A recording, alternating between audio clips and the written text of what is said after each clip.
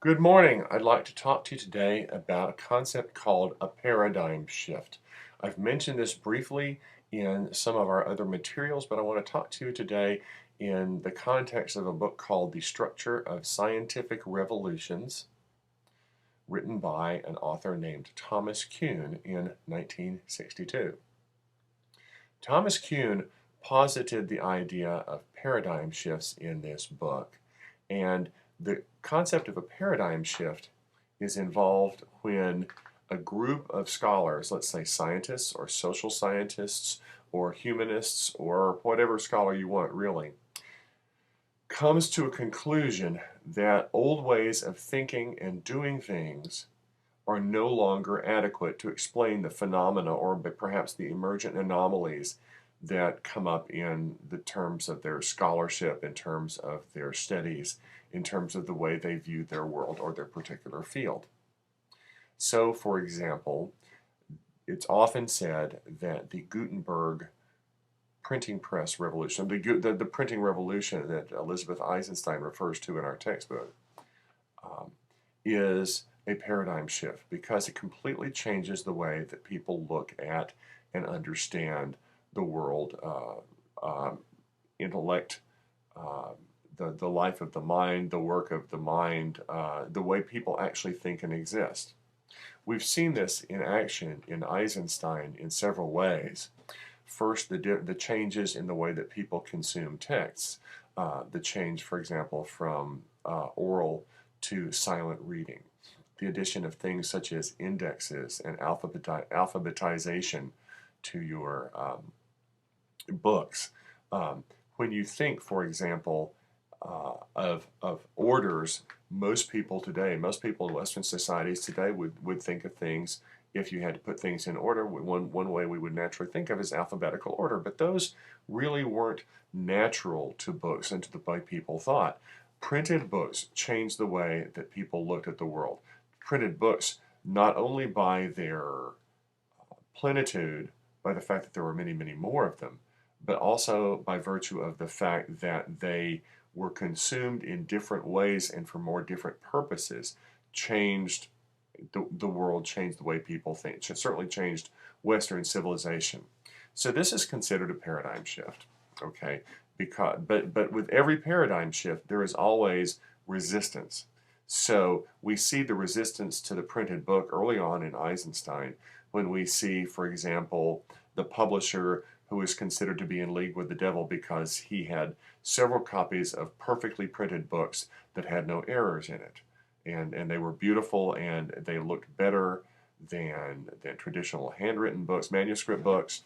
And people thought that he was somehow working with the devil, which was a very, very common concept back then in that time that if something is too good, it's too perfect. Well, there must be something satanic, something demonic, something evil about it. Okay. We also see it in the attitude of Johannes Trithemius, the abbot of Sponheim, when he wrote his book In Praise of Scribes, or De Laude Scribendum.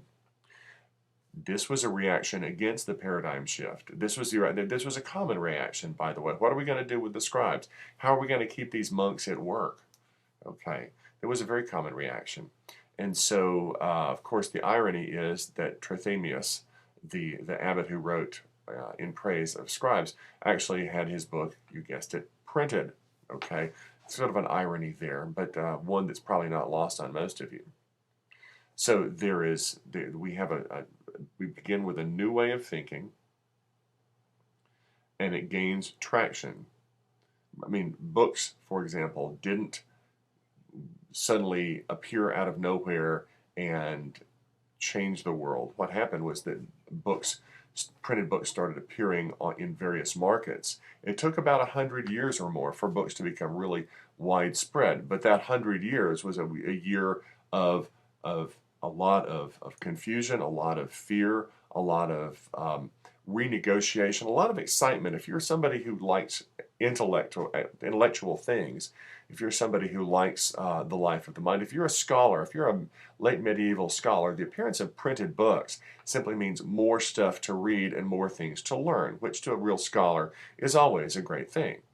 Okay, so if we say the printing revolution is a major paradigm shift, My question to you is, can we say the same thing of the revolution caused by the internet? If we want to call it, even want to call it the internet revolution. Is this a paradigm shift? I'd like to ask you to think, what is the dominant mode of thinking before the internet? Now, some of you have been born since and have lived most of your life since the invention of the internet. And so you're what some people would call digital natives, and that's a great thing. It's a very exciting thing. So you have to think a little bit. What Talk to your folks, talk to your grandparents, talk to your older cousins or aunts and uncles. Ask yourself, what was the dominant mode of thinking? How did people acquire and consume information before the internet? Okay.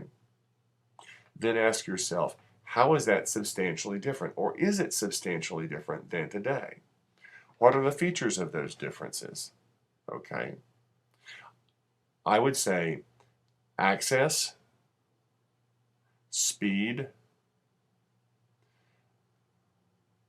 production, what I would call universality, the fact that you can find so many different things in one large place, the internet, are issues that you should probably consider. Okay? So you're going to be asked later on this week, what are the parallels between the printing press revolution and the internet revolution? Because this is a real central pivot idea for this course. Okay? So think about that and think to yourself, is it really a revolution? If so, how is it a revolution? In the sense that Gutenberg's was a revolution. How does it fit the idea of paradigm shift?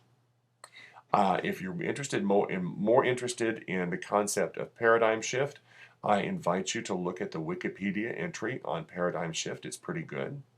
If you're interested more in the concept of scientific revolutions and massive sort of sea changes in the way people think and work and observe and consume the world, I would suggest you take a look at the Wikipedia entry for The Structure of Scientific Revolutions by Thomas Kuhn. Okay? I'll put the URLs for both of them at the end of this video. Thanks very much. Look forward to seeing your writing. Bye-bye.